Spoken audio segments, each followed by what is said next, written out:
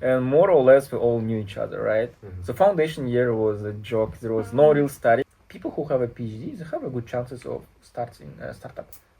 And this shank we can implant into the mouse. Overall, the best thing you can do in your life is to do exercise. And that's what I did in my PhD.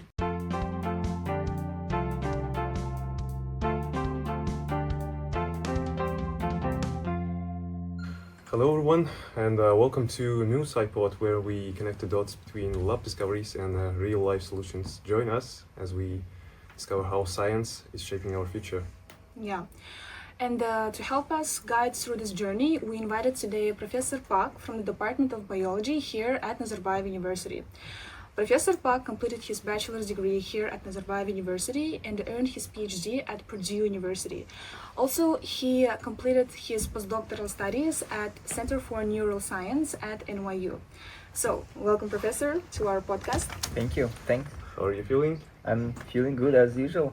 Thanks for SciPod tip for invitation. I know that I declined a few times. Sorry for that. It was a rough year, I just joined a few years ago. That's why I was thinking that I should get used to the environment and then come, and probably that would be a better podcast. Yeah, but still that background that you have about your the postdoctoral studies, your doctoral studies is kind of very important, and it's also very vital for us as we are rising juniors and the seniors in the future.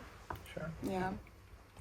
So maybe can we start about your bachelor's degree?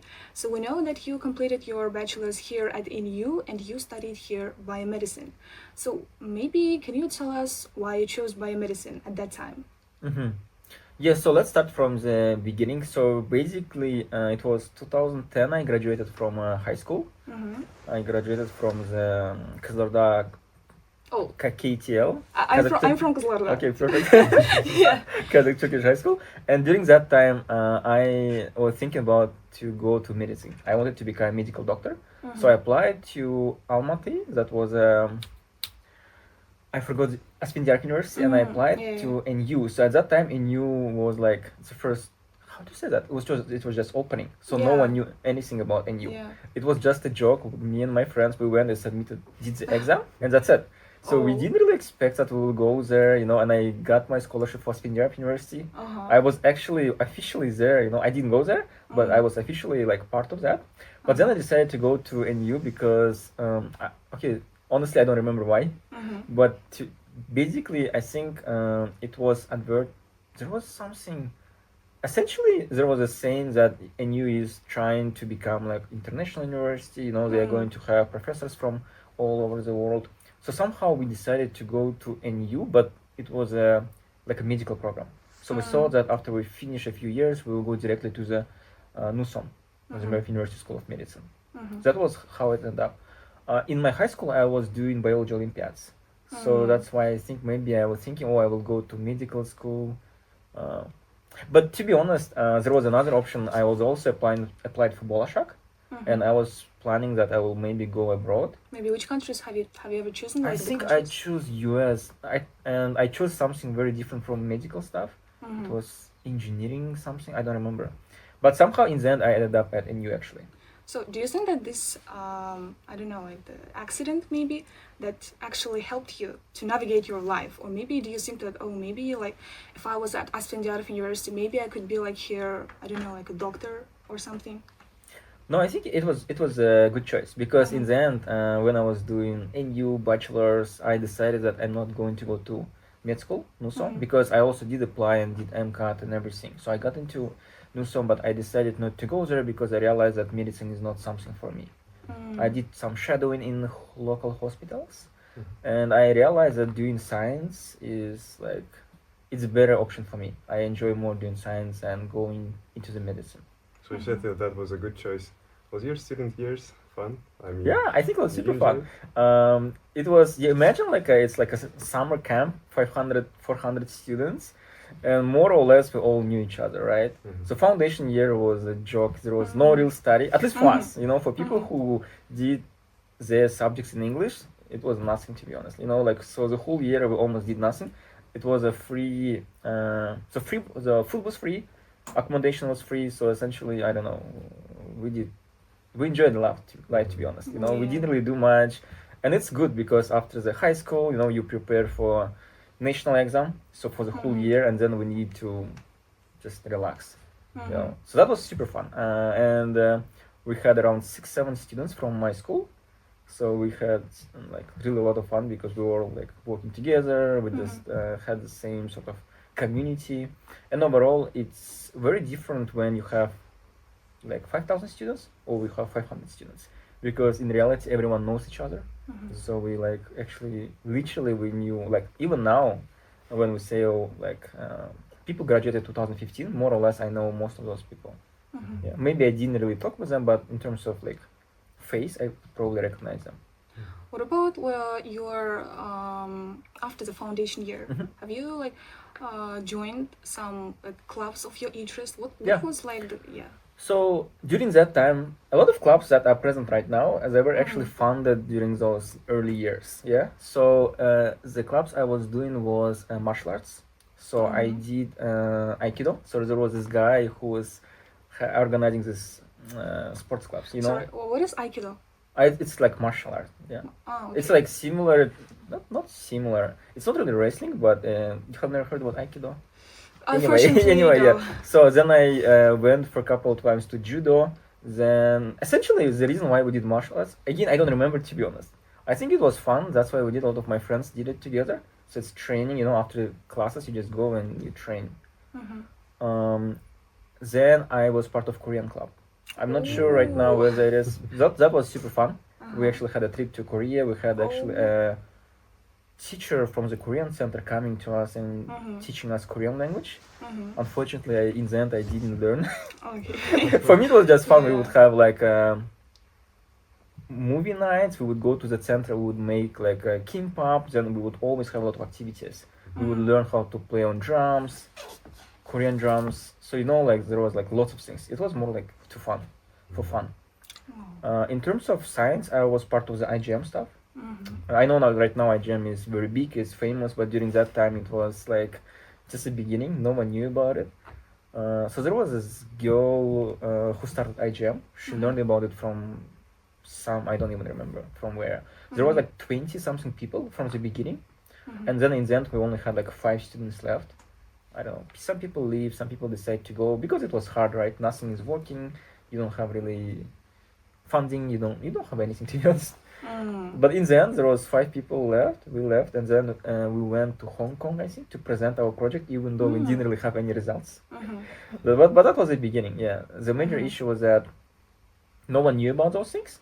So I remember we went to Almaty because we need to fly from Almaty, and we still didn't receive the money, so it was really weird. So I still remember that like literally a few hours before the flight the money was deposited to our account or something like that. So it was a very challenging and like struggling to get funding in order to go to Hong Kong. But I think now it's a good thing, right? Because after that students got much more done. We just started and after that I left IGM, but my friends, they continued it. So I know that they did it for actually many years. I left IGM because I was doing some of my own projects. Yeah, but IGM was a very fun thing to do. Again, because when you go to a conference with your friends, it's like another level of experience. First time in Hong Kong, and meeting new people. Experiencing the culture together and all of Yeah, that. exactly. Yeah. Overall, like traveling with friends is super fun. Like for example, with Korean club, we did the same thing. We went to Korea, team of like 10 people, super fun. Hong Kong was the same thing, So these sort of activities are very useful, I would say, because on the first time it's super fun. On the other hand, you become much more, you become a better friends, I guess. That's one way to put it. Yeah. Do your projects help you further to choose neuroscience? Because later on you decided to shift your attention to neuroscience, I believe, and applied to Purdue University. Is that right?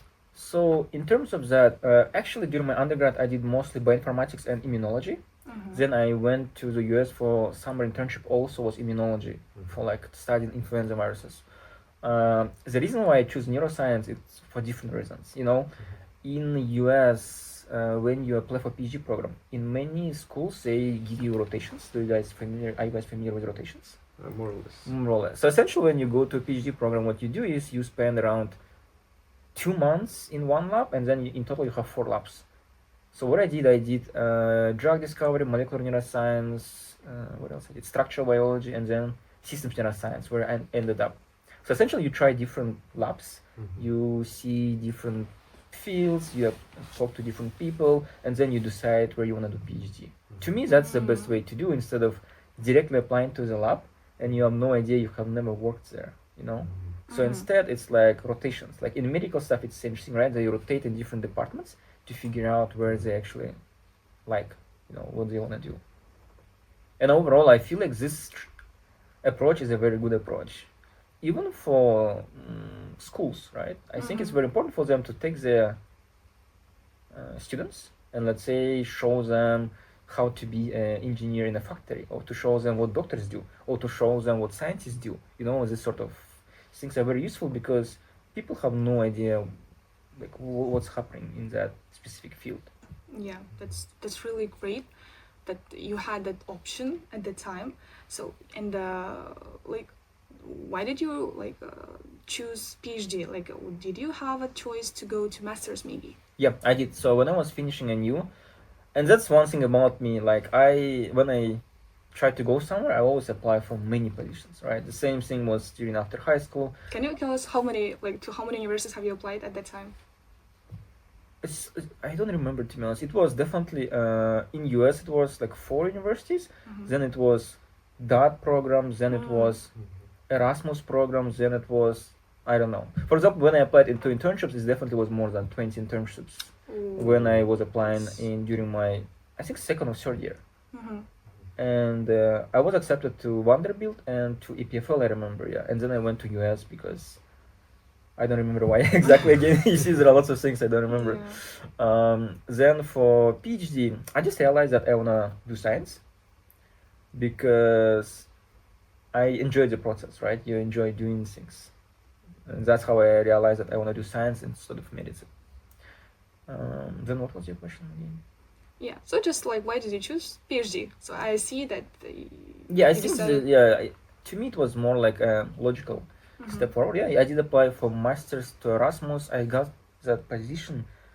It was essentially master's program. I think also in neuroscience or something. I don't remember. It was in Göttingen, and then there was a couple other universities in Europe. It was, you know, this mobility program. You spend 6 months there, and something else. Okay. Yeah.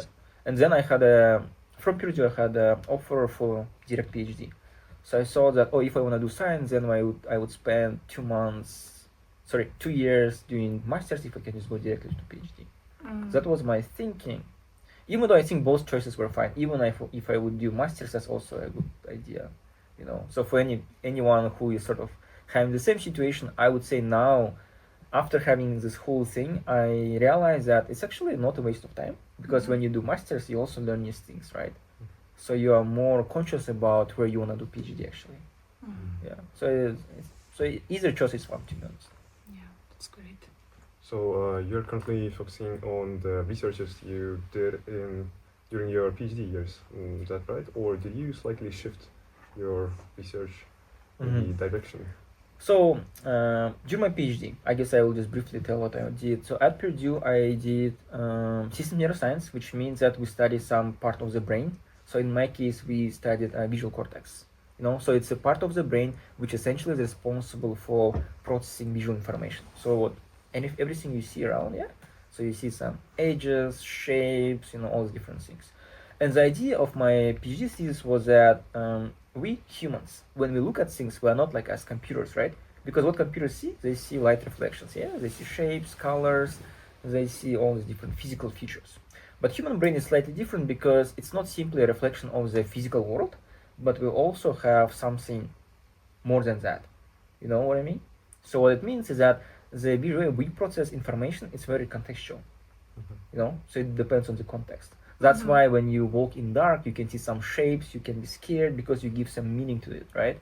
That's why when you see some objects, they can give you some stress, or they can give you some happy memories, right? Because all of those things, they are related to some other memories. You know what I mean? Associations in the brain. Associations in the brain, yeah. So what I did is I studied visual illusions.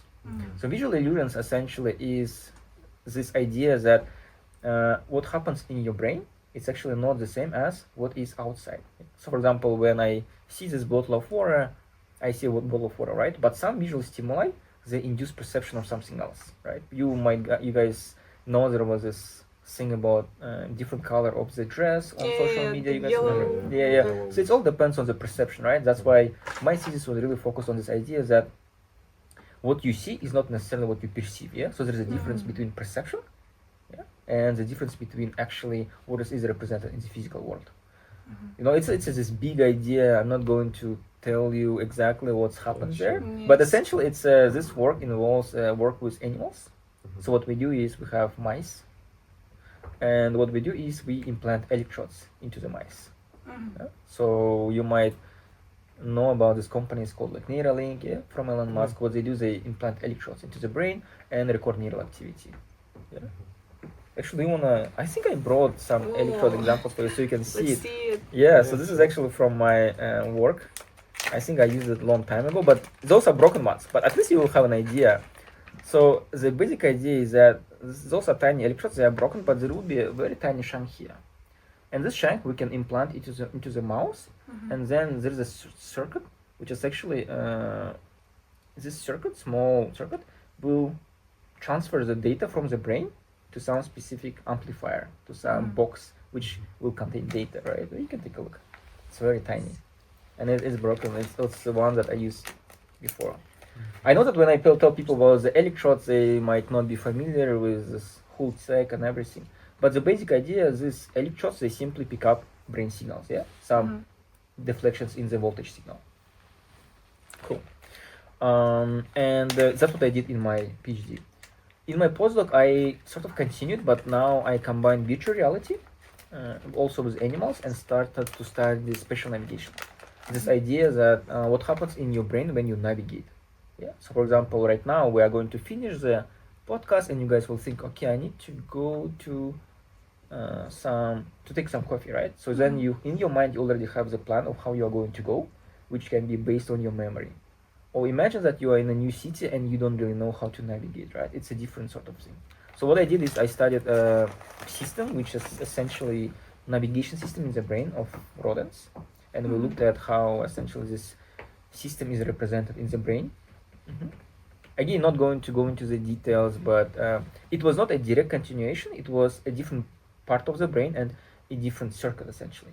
But the methods more or less were like similar. Now coming to a new here, you need to realize that you cannot really do the same science as in the US, right? Because of the money, because of the logistics. I mean, there are lots of things. So coming here, I knew that, and of course I wanted to continue some of my work. So I wouldn't say I would just go and totally change. But in addition to that, I also started to work with humans. So some of the projects that I do now actually involve cognitive psychology, So we have this project where we looked at how multilingualism influences some cognitive functions, because at NU so many students know many languages, right? We at least know 3 languages. Yes. Some people know more. And there's this a long-standing idea, and there is lots of research done on that if you learn several languages early in life, that might influence some of your cognitive skills. So for that project, you don't really need much stuff. You just need to put some computer, you need recruit some students, and you can study those surveys and all that. Yeah, so we make cognitive tasks for humans, so they do it on the computer. And they can check your memory, attention, visual search, sort of things. Second thing I started doing is EEG. Are you guys familiar with what it is? Not sure. Maybe you can say like the whole name. Alright. Is that a abbreviation? No. Have you seen those people where you go to hospital and they put on your electrodes, caps? Yes. Electrodes photography, Yes. So that's what we started also doing. Because for that, again, you don't need of course you need this equipment, but it's much easier to do because it does not really involve animals, So you can recruit again some people and study different things. And then I do eye tracking, which means I have some equipment that it's like glasses you wear, and essentially it tracks how your eyes move, how your pupil changes, right? So for example, right now we're in a podcast, right? And essentially what we can do, we can even track where I'm looking at, how I'm looking at my gaze pattern, how my pupil size changes, right?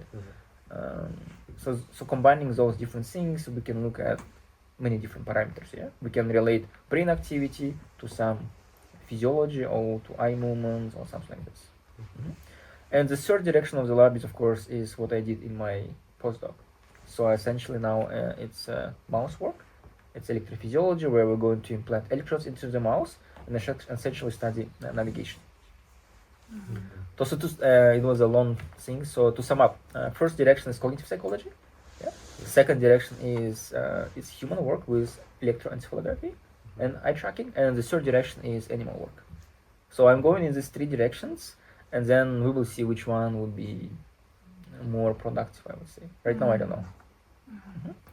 And can this, for example, your study that you are doing help us to actually diagnose some of the diseases, for example, like Alzheimer that we know? Yeah, so of course, when we do fundamental science, we like to say those things like, okay, we do fundamental science, and it's super important to, for example, come up with some diagnosis for Alzheimer's, Parkinson's, or other neurodevelopmental disorders. Yeah. But to be honest, when we do these things, of course we say that, but in reality there is not a direct relationship right now. Yeah. But it doesn't mean that it doesn't have a value. What can happen is that, let's say in 5 years, right now we don't really think that this is useful research, but in 5 years people would be basing their work on our work, right? That's why fundamental research is super important, right? You cannot have applied research. Yeah, that's what you're talking about. Applied research means that we use prior knowledge to do something. Yeah. We cannot really have applied research without having a fundamental science. Yeah. So during my PhD and postdoc, I did a lot of fundamental research, and I enjoyed it. To me, it's like the most interesting thing, right? Because what you do, you go deep into some circuit. Right? By circuit, I mean somehow neurons communicate with each other to produce some function. Yeah. You go very, very deep in a way that there are hundreds, less than 1,000 people who really understand what you're doing, right? So there's a very small number of people who really know what you're doing, right? Yeah. So it's very specialized, very niche, very fundamental work. On one hand, some people might think, oh, but what's the point of doing this sort of work, right? Yeah. It might not be directly translational. But on the other hand, we never know, right? Right now we think, oh, this is not important, but in reality, what can happen is that this will be super important for new discoveries. Yes. For example, navigation research, as you mentioned about Alzheimer's, you're right that one of the first things that happens in, for example, Alzheimer's or other similar disorders is that there is issues with navigation, right? That's already documented. There is lots of research on that. And again, right now we don't know how directly links those things, but by better understanding how navigation system works in the brain, we can indeed try to understand why specifically a navigation system actually goes down or sort of really becomes really bad. Because those are one of the first impairments in those patients, right? So indeed there is this indirect link, but I wouldn't say that, okay, tomorrow we will be able to come up with some very good, biomarkers for that. But definitely it's useful. Yeah, for example, like some scientists after, I don't know, 20 years or 30 years might gain use one of your studies, and it might be very important. It might be important for some of the future studies that might affect the future. Yeah, because that's the whole idea of people do fundamental science, they build the knowledge, and then by having this knowledge, now we can come up with something new, right? It's also not about only you and your research, but trying to help the whole world, and by cooperating with other scientists, with other institutions, exchanging knowledge, and that's we are contributing to this large body of knowledge, right? Yeah. So do you want to continue doing fundamental researches, or do you want to combine them with maybe applied research also? Yeah, so here comes this idea that, so I did a lot of fundamental research, but then as time passed, I also realized that, I also want to do something maybe beyond that, right? Not just fundamental research, but something else. It was, I guess now we are going to this part where I started my startup, Yeah, can you tell us more about it? Yes. So the idea, what's happened? Let me think. So basically, I have a friend with whom we really were planning to do startup, but we never really found a good topic, a good idea to do it. And when I was in New York, NYU is amazing it has amazing startup community, right? And this is super important because I think if I went to some other university, then I wouldn't do that. But it had some amazing startup community, and they provided a lot of courses, how to launch startups, how to do things. And I think this was one of the major reasons why I even started to do startups, to be honest. So what's happened is that one of my relatives needed some rehabilitation after surgery. And the problem is that we couldn't really find a good solution to have a good rehab at home, right? And I personally searched in Kazakhstan, like I searched in US, and realized that there is no such thing. And this is where this idea came on to have a gamified rehab platform that you can use at home. Yeah. So we decided to do that. And of course, idea is one thing, but ideas are kind of worthless. What is important is implementation. And from that point, we started to try different things. And we tried a lot of things. There was version 1, version 2, version 3, and it continues. Even now, we're still iterating, changing the product. But what was really useful is to have this really good community at New York University. I was literally participating in every single event. I went through boot camps, I went through summer internships, I went through lots of things, So now you can imagine, right, I'm doing postdoc, but at the same time, I'm trying to learn how to do startups, Some people might think, it's kind of already late, because some people think people do startups at like early 20s, right? But that's not true. There are lots of people who do startups at different ages. So it's never late, to be honest. And what's happened is that I was literally participating in every single event. So in the end, I think the whole startup community at NYU kind of knew about our startup and know me, because I also won several competitions. I got a best speech at some event. I was part of the business school fellowship, so they actually sponsored that. They gave us some money. Then I won the best award in engineering school, also for my startup. So I literally, there was like entrepreneurial institute. I was part of that. There was a Stern Business School internship community, also part of that. And there was a Futures. It was in Brooklyn. What's the name of that? I don't remember. It was engineering essentially department, and they had their own community. So I was part of all of those different communities, which was super useful, because now you know all of those people, and you can ask their advice, what to do next, And the most important is, of course, is your other friends who do startups, right? Because they give you advice. You guys have the same community, you help each other. So this is how it all started, to be honest. So do you actually apply this knowledge that you got from neuroscience in this startup? Or for example, now we know that you actually participated in a lot of startup communities, a lot of programs, and that also gave you a lot of experience. But for example, did you have to study the rehabilitation medicine from the beginning? Or can you tell us more about how neuroscience helped you? So I wouldn't say specifically neuroscience, even though those things are related. I would say just doing PhD, right? If you do PhD in STEM, what happens is that you learn some way of thinking. So for example, number one thing you learn from PhD, if someone asks me what's the most useful thing? The most useful thing from PhD, I would say, is to accept failures. Because in reality is that when you do experiments, it fails, you do experiment again, you fails. Maybe for the first 100 times you feel bad, and then you don't feel bad, so you become resistant to that. Not 100% resistant, you still feel bad, of course, but not so much. And I think startups are similar, is because you try, it doesn't work, try, it doesn't work, try, it doesn't work, but you need to be persistent. You need to continue no matter what happens. I think that's the most useful thing.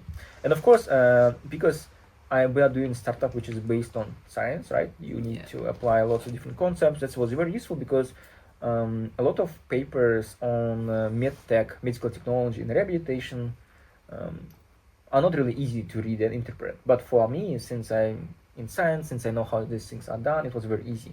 I would read those papers, I would try to understand what's happening. I would go to conferences and look at their products. I would even try those things on myself, right? So this scientific approach is super useful, I would say. And many people do that right now.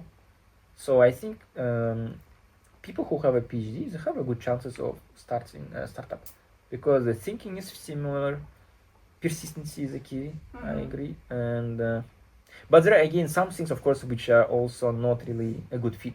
For For example, in science, we try to go deep. Yeah, we try to go deep. We try to uncover everything. But in startups, you don't need that actually. There's a slightly different approach. The way you approach startup is slightly different, right? So there you don't want. Sometimes you don't want to really go to depths. Instead, you want to have a good enough product. To be honest, you know. So like you need to apply different like mindset. Different. Yeah, exactly. The something mindset like is that, different. Startups is all about business. To be honest, Yeah.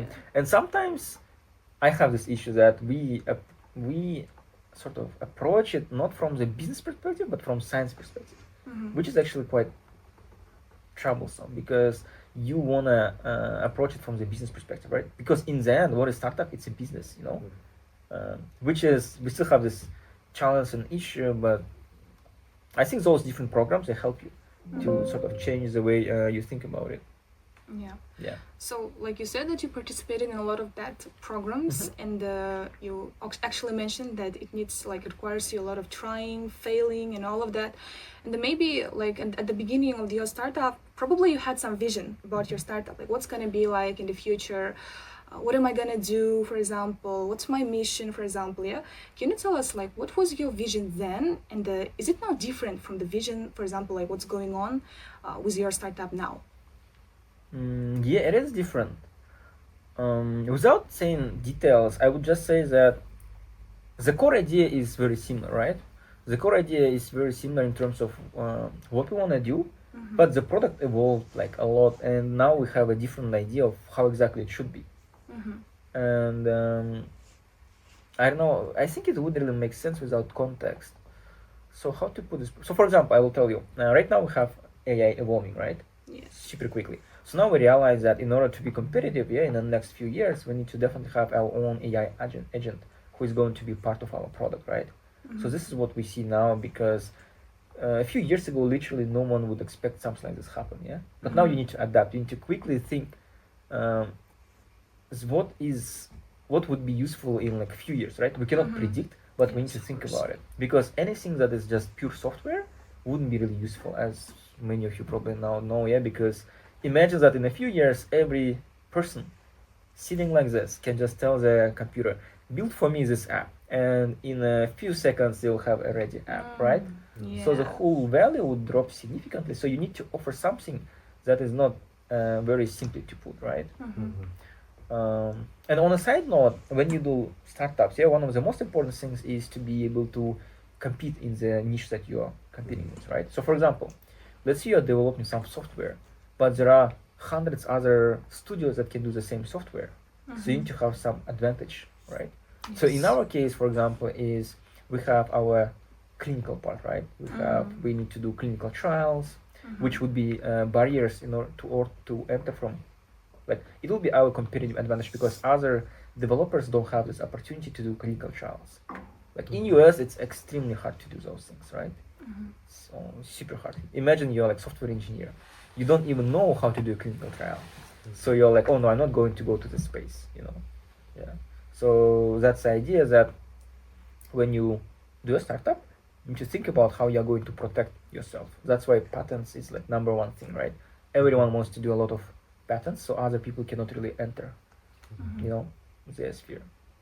Well, speaking about AI, it is indeed progressing really fast and rapid, and I believe many people actually use them. And I have a question: how do you think AI in the future will replace maybe certain problems, or maybe help to solve certain problems in biomedical field, in biology or medicine? And I guess you already encountered several of maybe AI models that actually help already solve some of the problems in those fields. I mean, there are lots of examples there right now. Like we know, for example, DeepMind made a lot of things. Google DeepMind, they do so many things, especially for structural biology, for predicting proteins, but overall, going further, it's crazy to me. Like, I will give you an example. Literally a few days ago, I was working on my paper, and I had this question, which is very unique and specific, right? And I know the answer, but I decided to ask AI about it. So I asked it. So if I formulated the question, I asked it what you would do. And it's crazy, but they give a perfect answer. And I'm like, wow, in the world, there are probably not maybe thousands of people who know about this, but this is a very specific topic, right? Extremely specific topic and an extremely specific question. and I was surprised that they give exactly the same answer as I saw. So I'm like, oh, cool. Then if it's this level, so that's perfect, right? Why don't we need to compete with them when we can apply them, right? Yeah.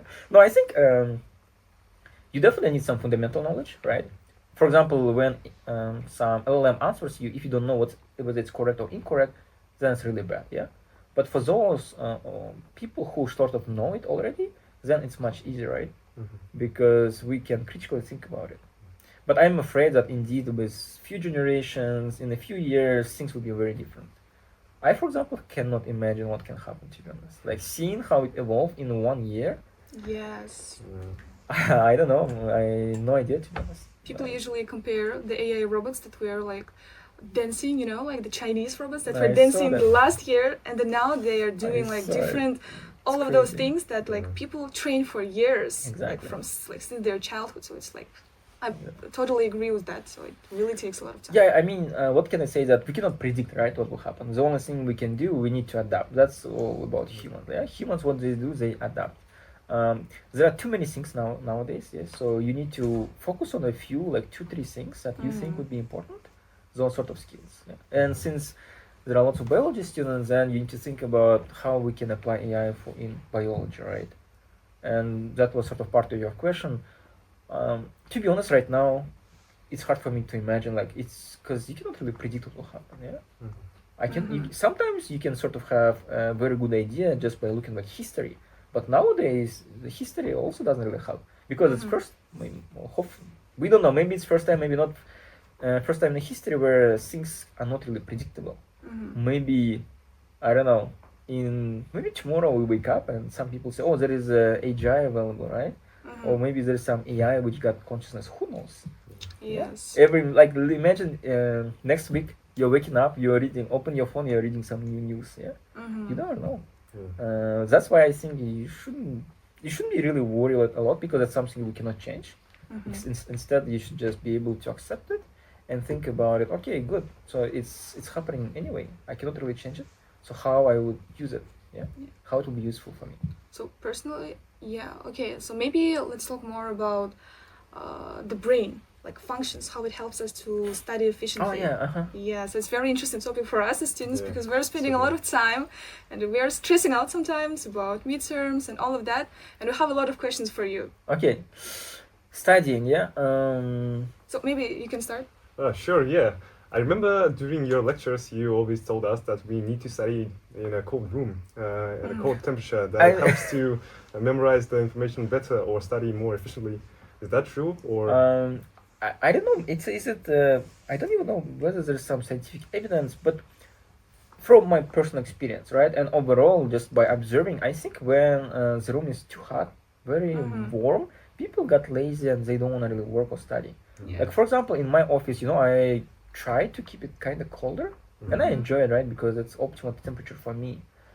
So to me, yes, and one more thing is that I always open the windows, yeah, when I come to my office in the morning, because I want to make sure there's a fresh air. Yeah. And when I would come to the classrooms, I would notice that these windows never open, right? Sometimes it's super important to have air circulation.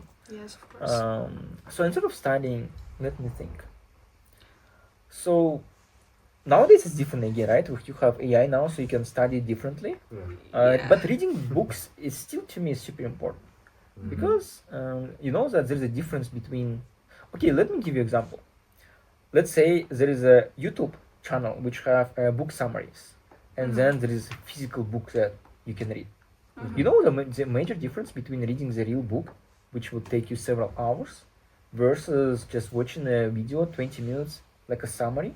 Do you guys know what's the major difference would be? maybe the difference is that the video interprets for ourselves, and while reading the book, we interpret the information how we would interpret it, and the video is just gives the summary without any details. Maybe that. Maybe all of that, or maybe I think that sometimes for some people,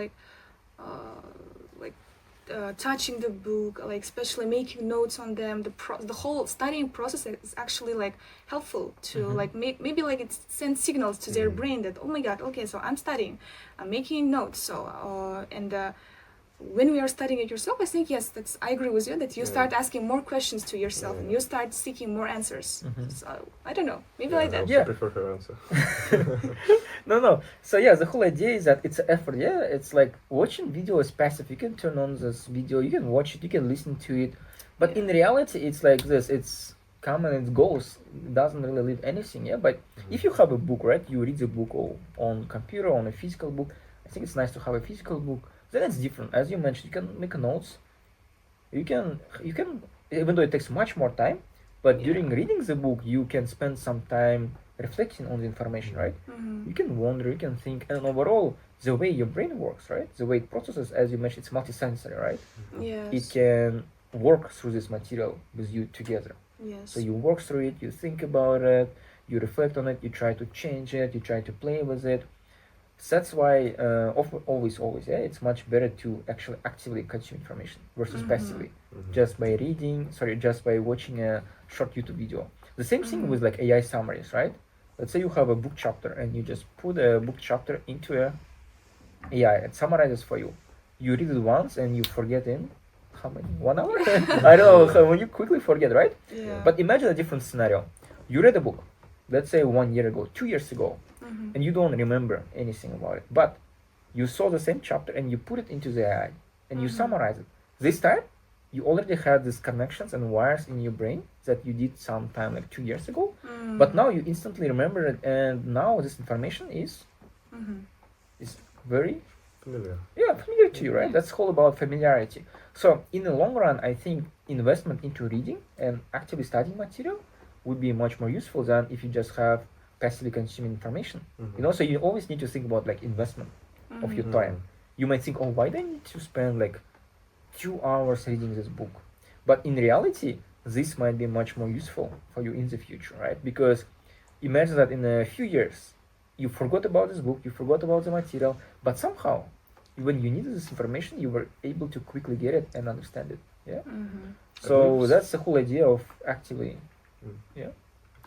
active learning stuff. I believe that concept was covered in your first paper, right? Where the mice were seeing the stripes and there was like oscillations occurring. And familiarity paper. Yeah. Well, of course, it's very hard for me to, let's say, compare mice and humans, right?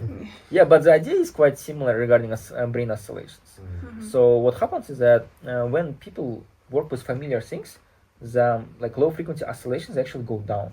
So they don't go up. Like for example, experienced pilots have lower power oscillations compared to inexperienced ones. Yeah, and this is explained by this idea that if you're confident and you know what you are doing, you're not very stressed, then those oscillations will go down.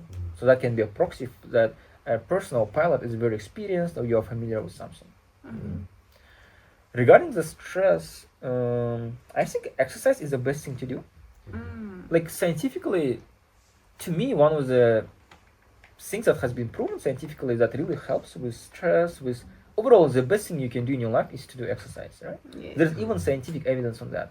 There's evidence that they did it with mice. So they had mice that do fasting, and then they did a slightly different fasting, but okay, let's just say fasting, and then they do exercise. Then there are mice who just do fasting, and then there are regular mice. So the mice who did fasting and exercise, they had increased lifespan by, I don't know, 50%. It's a quite huge increase in lifespan, right? And then there was mice who just did fasting, also super useful, right? So both fasting and exercise, I think, is super useful thing to do. Okay. What else? Stress. Maybe like here we can, like as the time is a little bit running up, so I wanted to smoothly conclude our, like, it's very sad that there are a lot of still questions, but even though we still got a lot of answers to our questions, and I think that especially so for example, like I want to ask like maybe one final advice that you can give to students like us, like not exactly biology majors, but maybe all of the students who are right now studying, trying to achieve their dreams. What kind of advice could you give? Well, before giving advice, I would say that a lot of advices that you hear around, they are not probably relevant to you, because I can see that people watch something on social media and they think, oh, maybe I can use this advice. But in reality, every human is different, right? Yeah. Socioeconomic background is different. mentality is different, mindset is different, goals different, what drives is different. So it's very hard for you to take someone's advice and use it and think that it will be useful for you. But I'm not saying like advices are useless at all, right? So instead, I think what is useful is to have this mindset of like 1% improvement every day. Yeah. So in this case, you don't really need advices. You don't really need anything. The only thing you can think about it. Okay, so today I woke up perfect, new day for me.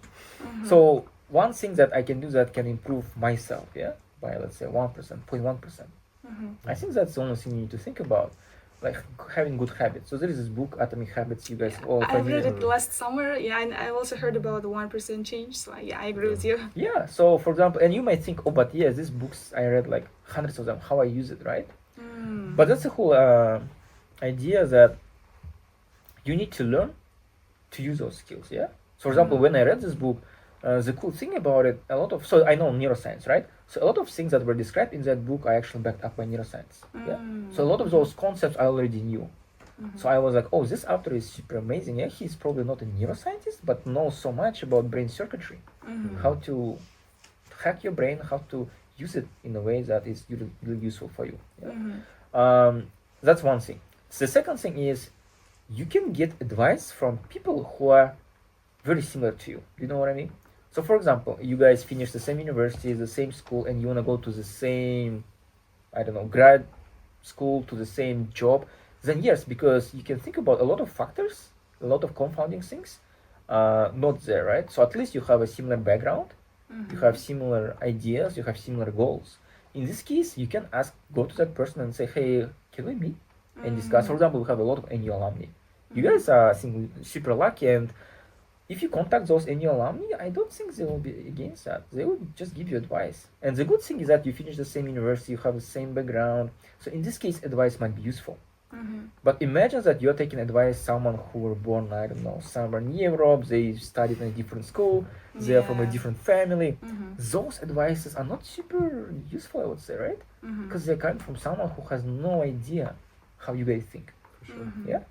So to me, that's one thing. Yeah. So you're saying that the advice is not universal to all the people. I don't think so. Because yes, of course, we are going through different stages in our life, and the second thing is that you should approach a person who went through the same thing, or maybe similar thing, yeah, more or less similar thing, and you can kindly ask them, and maybe if they want to help you, maybe they'll probably help you, and then you can achieve your dreams. So I think that's a very good conclusion of our today's podcast. So I really enjoyed today's podcast. What about you? That was a really good speech about how we should approach certain things. I did really enjoy our podcast today, especially about the startups and researchers. That was actually good. Yeah, thank you. Sure. Yes. Also, the early experience at NYU, starting with that, was coupled with your experience later at Purdue. It all it's very amazing that how you took all of those opportunities, and with your example, you're showing us how we can, at any stage, where we are, it doesn't matter. We can always use those opportunities. We can achieve those things. We can use all of the things that are available to us to help us to achieve in this life. Yeah. So maybe your last words to our podcast. How do you feeling? No, I think this is a great initiative. I'm happy that you guys starting this, and this whole idea about being proactive, right? This is super cool that you're doing it, and I would just wish you good luck, and I hope that at some point, maybe in a few years, you would come back to university already at alumni, and you would see that this club is grown up so much, and you'll be proud that one day I started it, and that was a great feeling, to be honest. That would be a great feeling for you guys. Let's hope for that. Yes, thank you. Thank you. So, all right, so let's conclude our today's podcast. So, thank you for joining our podcast episode. I hope that you enjoyed today's podcast with Professor Alexander Pak, and we hope that you will stay curious, stay inspired, and we'll see you on the next episode of NU SciPod. Bye-bye. Bye-bye.